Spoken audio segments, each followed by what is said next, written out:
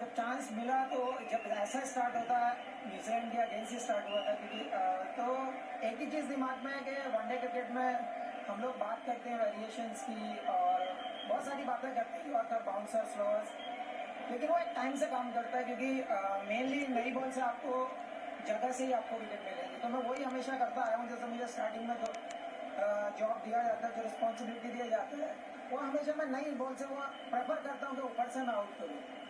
So when I asked Mohammad Shami about the mind-boggling numbers that he's got, he said he was waiting for his chance and he tries to keep it simple. He said there's a lot of focus on variation, but he still believes in the old adage of getting that ball up and trying to get the wicket. So he tries to remain a pure cricketer in that sense.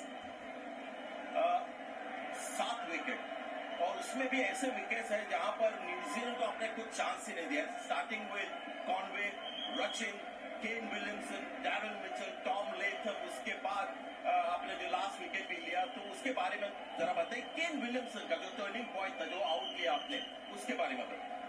पहले तो उसका catch खराब लगा मुझे क्योंकि उस moment पे catch नहीं छूटना चाहिए था, लेकिन उसके बाद भी कोशिश यही थी कि रन्स काफ़ी लगे हैं बोर्ड में तो ट्राई कर सकते हैं आप।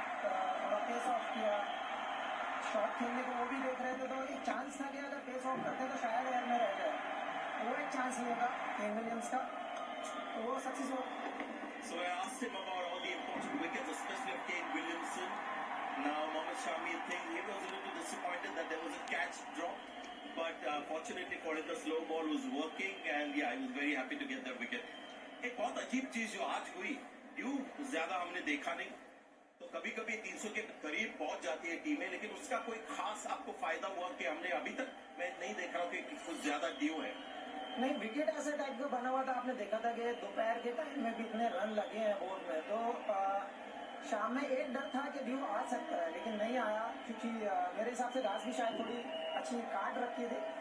तो एक अच्छा ये पॉइंट था क्योंकि रन तो बराबर लग रहे थे, आपने देखा ही था क्योंकि बॉल फंस नहीं रहा था, बैट अच्छा आ रहा था, शॉट्स अच्छे लग रहे थे। तो बस एक ही चांस था कि अगर ड्यू आ जाता तो फिर वहां से रन निकलने के चांसेस ज्यादा हो जाते हैं क्योंकि बैट आने लगता है, स्किप करने लगता है, तो वो चांस खत्म हो जाता है कि स्लो फेंकने का जो ऑप्शन है वो कम हो जाता है।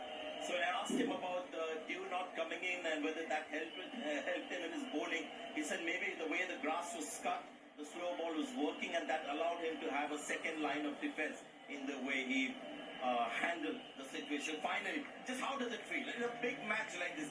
कैसे लगता है आपको कि इस तरह का परफॉर्मेंस?